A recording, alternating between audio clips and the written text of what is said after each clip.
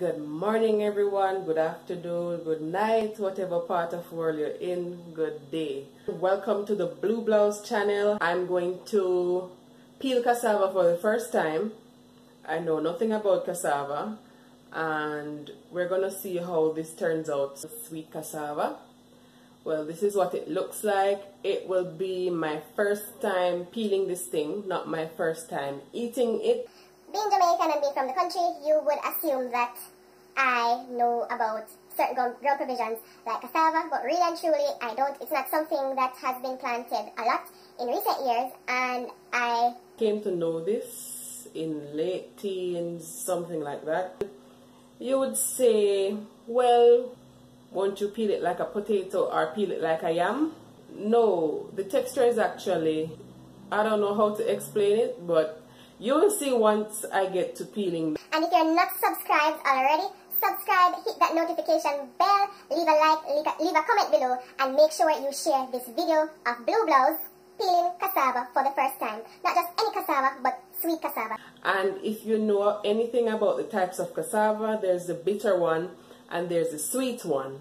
Well, this is the one that you can eat. This is what the sweet one looks like. And you also have the bitter one that many people go to the markets and they use it to make Bammy. And fun fact, back in the day, the starch of the Bammy was used to starch clothes. When they had the self-heater iron, they used to use the starch of the Bammy to make the clothes stiffen out. Same thing, same effect as spray starch. I realized when I talked about the fact that they use the starch of the bitter cassava to starch clothes so that it wouldn't crush out when they were ironing the clothes. I kept saying starch of the Bammy, but it's not starch of the Bammy. Alright, so right here you can see I have my tools. All you need for this step is just a bowl and a really sharp knife, and here's my cassava. I have already set on my boiling water, so you don't want the cassava to oxidize and change color before it hits the water. So in other words, as soon as you peel it and wash it, you just want to put it straight in water. Even if the water is not boiling, it should be piping hot when you put it inside. Okay, here we go. Place the knife to the top of the cassava. Alright, see it here at the top. And you are going to lean the knife and make a twirl, and spin the cassava while twirl? you are, yes, continue, what is that twirl? Continue that way until you reach the bottom. So essentially what I'm doing is a spiral? Spiral, yes. And you are going to do it deep enough until you feel like that first skin there is, I didn't say cut. Just continue. This thing is tough, man. Until you reach the bottom, yeah. This thing is our arm workout. Continue straight to the bottom. Ooh. Okay, now you are going to try to lift the skin starting from the top where you started. Where I started? It's supposed to come off this thing? Deeper. It looks like me can't follow instruction. Deeper? Alright. So I can take off the top? Take off the top, yes, you can take the top off. Try to lift the skin now. Okay, this is where the first peeling is. Right. Let's see if I can show you. I made a spiral. So lift the skin from this same spiral. I don't know if I did this right. Yes. Oh, see it, it's coming off. Look, it's coming off. Yes, continue. I told you that this thing is not...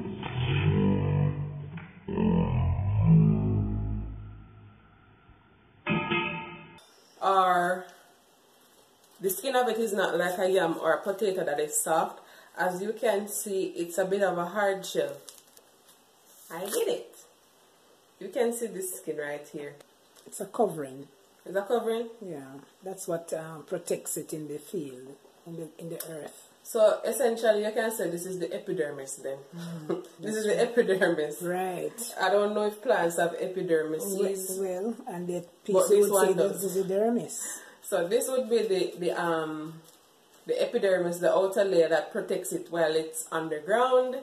And as you can see, it's a bit rustic looking. It kind of has a brownish copper look to it. So we'll place that over there. This would be the dermis. So as you can see, it's a bit of a, I'd say off-white or even cream colored or ivory, and it's thick. What would I compare this to? I don't know what to compare this thing to, but it's like scraped cow skin. Scraped cow skin? I only eat cow skin. I never cooked it before, so that's what it's looking like. It's a bit of a hard texture, but as you can see, it's flexible and kind of rubbery feeling, but it has a lot of moisture. This is the part that was on the outside next to the dermis, as the name I gave it. It is dry, but I can feel the moisture on the inside of here, and you can see the patterns that it had on the ground.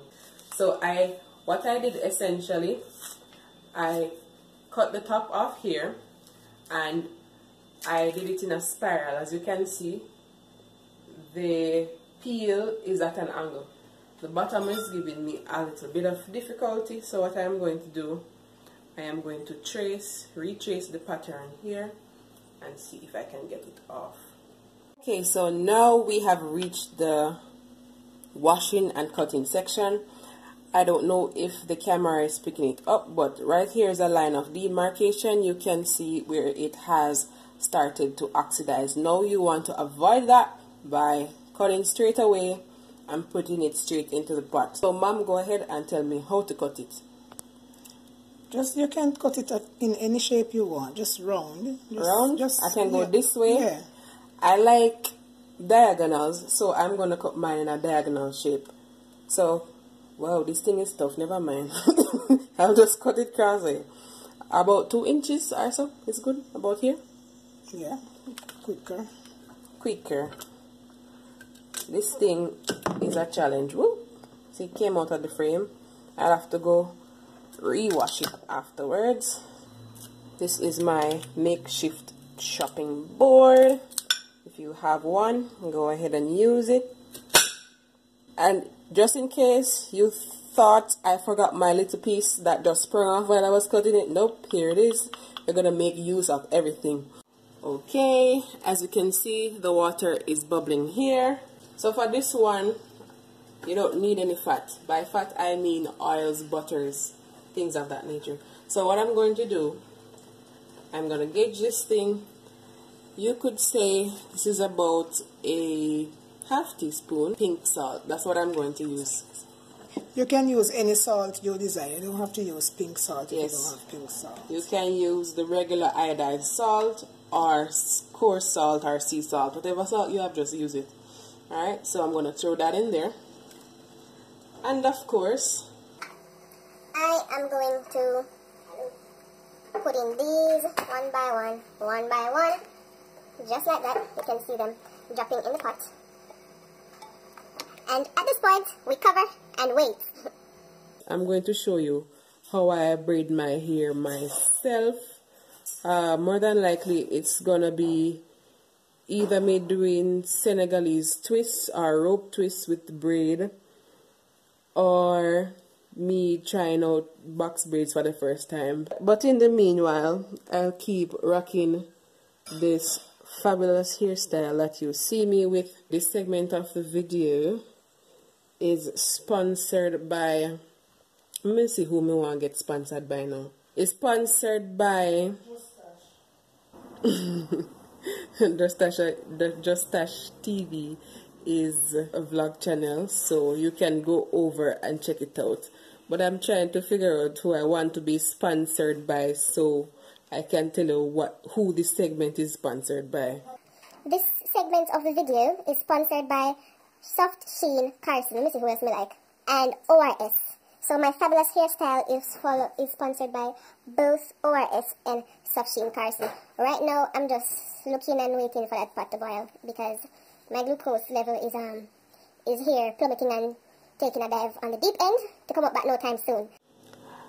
Hi again everyone. So this is what the pot is looking like after a few more pieces have been added, and this is the creamy light yellow color that I was talking about. It's appearing a little bit more yellow on camera than it actually is in real life, but you can see it coming together, and it's been about 10 minutes, and we're just gonna wait some more. And now people, the moment of truth. My hand feeling a little shaky with this camera. I have it here. It has gotten a little bit more yellow, so I'd say it's light yellow. So it passes as light yellow. As you can see, it's looking a little buttery, a little starchy. 10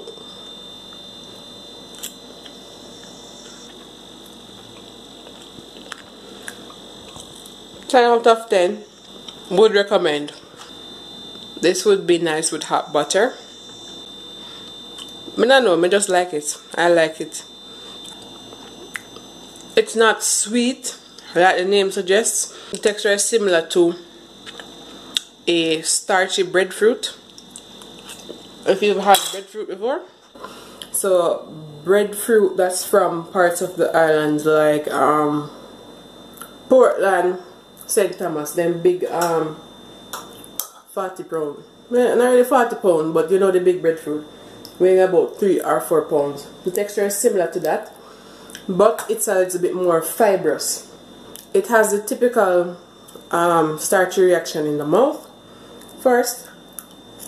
It doesn't taste like anything, but as the enzymes begin to work on it, amylase. Shout out to my bio teacher, wherever you are. When the amylase begins to break it down in your mouth, then you have that sweet aftertaste. But the texture is nice and yummy. Anything with a heavy sauce, it would taste good with it, because I am getting the impression that any flavor that you give to it, that's the one that it is going to take. I think I'd opt for a curry option or saltfish. It would taste good with ackee and saltfish too. For those of you who have no idea what saltfish is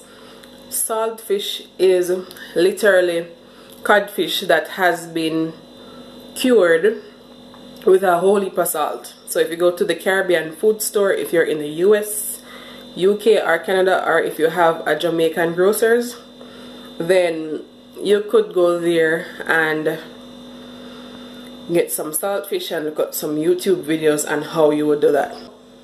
Thank you for watching the video today of me peeling cassava for the first time, and it was a good experience. Like, share, comment, and scrub.